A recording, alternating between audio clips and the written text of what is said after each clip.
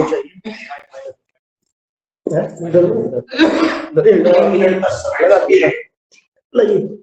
बबलू जी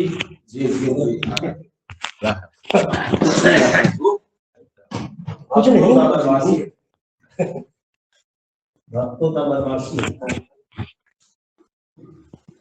सभी को पता है आज गुरु जी का जन्मदिन है।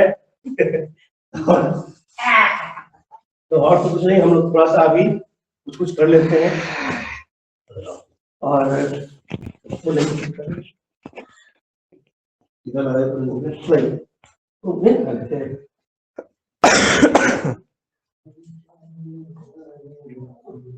बजाना होगा।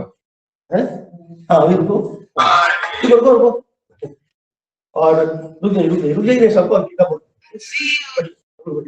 और ये माला जो है सभी समस्त गुरु भाई बहनों की तरफ से, ये कोई भी सब नहीं है कि हम बना रहे हैं, ये समस्त गुरु भाई बहन जो जहां भी है, जिस रूप में भी कनेक्टेड है, डिस्कनेक्टेड है, सोए हुए हैं, जो भी है, लेकिन जो लोग देख रहे हैं वो सभी इस माला के साथ जुड़ जाए और गुरु महाराज की जय।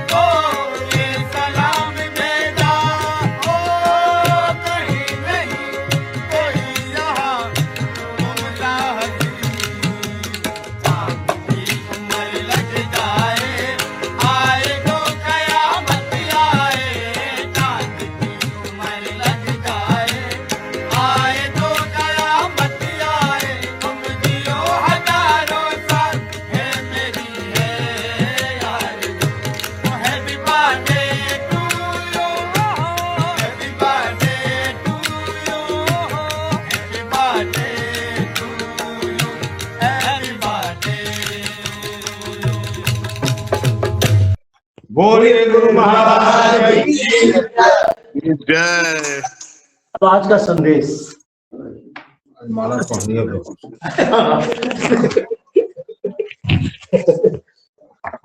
बात बजाना।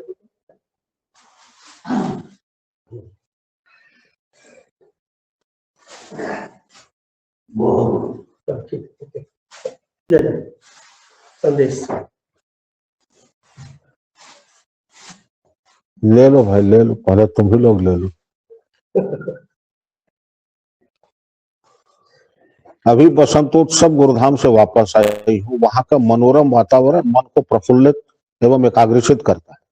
जहाँ संत ऋषि तपस्या करते हैं वहां का कण कण पूजनीय हो जाता है। हम सबों को कभी कभी प्रवास करना चाहिए ताकि उसकी ऊर्जा अपने अंदर समाहित हो सके।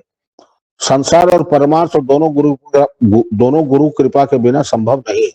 व्यक्ति को प्रसन्न रहना चाहिए, किंतु प्रसन्न वही रह सकता है जो निर्मल हो। ईर्ष्यालु व्यक्ति कुंठाग्रस्त होता है, जिस कारण उसका वर्तमान और भविष्य दोनों बिगड़ जाता है। प्रसन्नता भगवत स्वरूप होता है। मैंने महाराज जी को अपार कष्ट में भी मुस्कुराते देखा है। साथ ही प्रशंसा भी करनी चाहिए। इस संसार में सबसे सुंदर व्यक्ति वही है जो प्रशंसा करना जानता है, लेकिन यह सबके बस की बात नहीं रही, क्योंकि जिसका हृदय विशाल होगा वही प्रशंसा कर सकता है। कलुषित व्यक्ति का जीवन तो दूसरों की कमियां खोजने में ही बीत जाता है। यदि अपने अंदर सुधार लाना है तो बीच बीच में अपने रिश्ते मित्र या सत्संग में जाना चाहिए। कहीं आने जाने से मन प्रफुल्लित होता है एवं सीखने की प्रक्रिया भी होती है। एक जगह बैठे रहने वाले व्यक्ति का मन कुआं में मेढक के समान होगा। अपने से अच्छा मानना जानना अध्यात्म की पहली सीढ़ी माना गया है। जीवन में गुरु उतना ही आवश्यक है जितना भोजन। भोजन शरीर पुष्ट करता है, जबकि गुरु मन को संवर्धित करते हैं। तन और मन यदि दोनों स्वस्थ हो तो भौतिक जीवन भी उज्जवल होगा, इसमें शक नहीं होना चाहिए। साधन कीजिए, स्वाध्याय कीजिए एवं गुरु शरणापन्न रहिए, यही मंगल कामना करती हूँ। जय गुरु मां।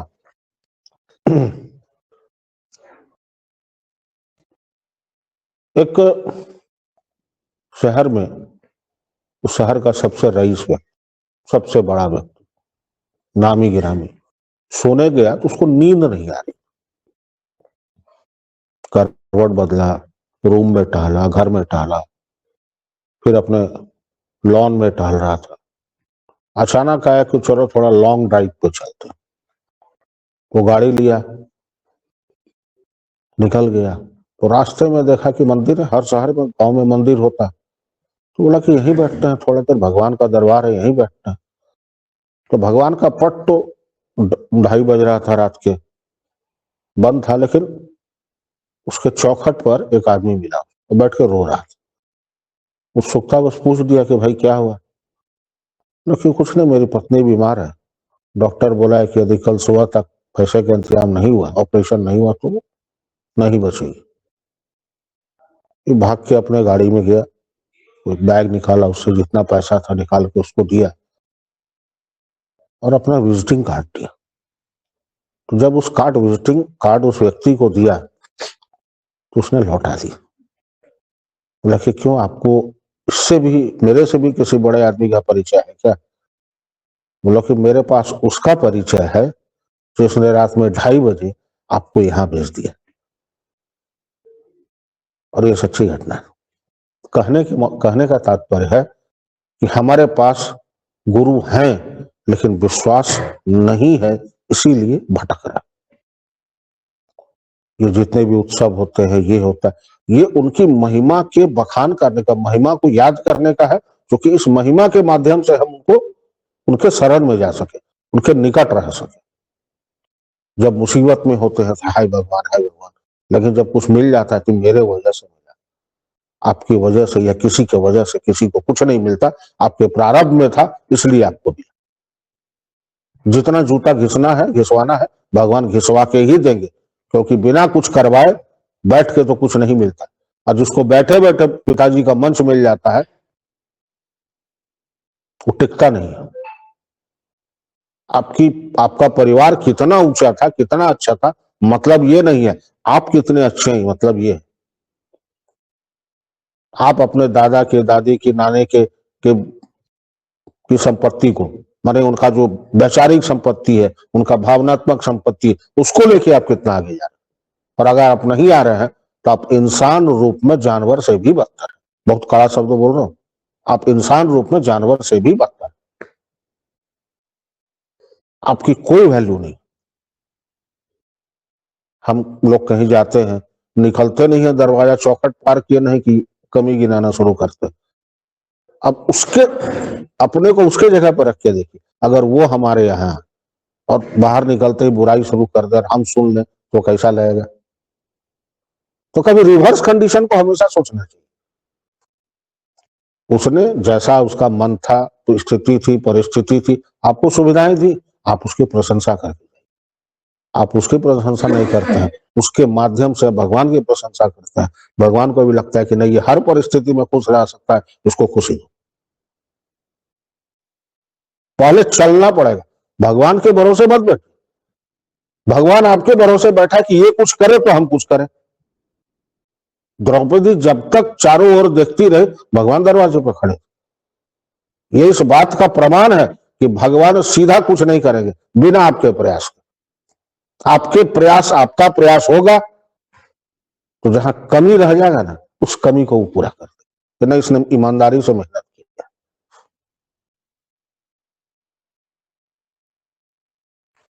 कहने का तात्पर्य यह है कि अगर संसार से, परमार्थ से जुड़ के रहना है, दोनों को बैलेंस करके चलाना है, तो हम जिनसे रोज मिलते हैं उनके साथ निर्मल होके मिले, उतना ही अगर कर ले तो आपका पूजा तो हो गया। जिससे मिले आप ये नहीं किए, वो नहीं किए, अरे भाई हो सकता है कभी आपने बुलाया हो, उनकी परिस्थिति ना हो आने की, बहुत सारी बातें हैं, बहुत बातें ऐसी होती है जो बताई नहीं जा सकती। लेकिन आप यदि मन से विकसित व्यक्ति हैं तो आप समझ जाएंगे कि नहीं, कुछ इंटरनल है तो नहीं पूछना चाहिए, गले लग लीजिए, तो क्या दिक्कत। हमेशा कोई व्यक्ति नहीं आया, नहीं पूछ पाया तो व्यक्ति बुरा नहीं है, भाई उस दिन हो सकता है कुछ ऐसा विशेष कठिनाई होगा कि वो नहीं कर पाए, लेकिन उसकी बेचैनी, उसकी व्याकुलता बता देगी कि आना चाह रहा। ठीक है,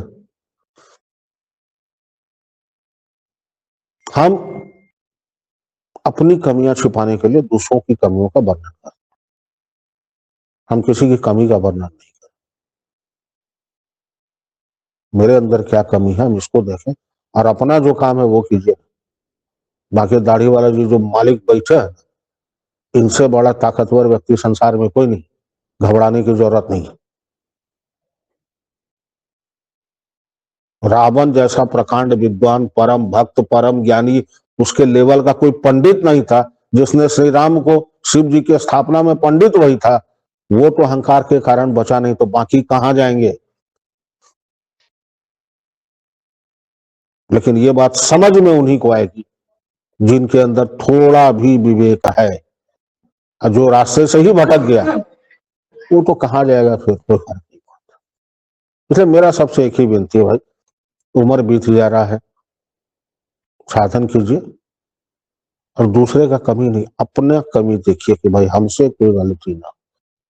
तो 24 घंटे एक आदमी ना सही हो सकता है ना गलत हो सकता है। शाम में कैलकुलेशन कीजिए अपने पूरे दिन के लाइफ का कि हम किससे झगड़े, किसको बुरा शब्द कहे, किसको क्या कहे, और लगता है कि उसको कहे तो नेक्स्ट डे जाके उससे माफी मांगिए।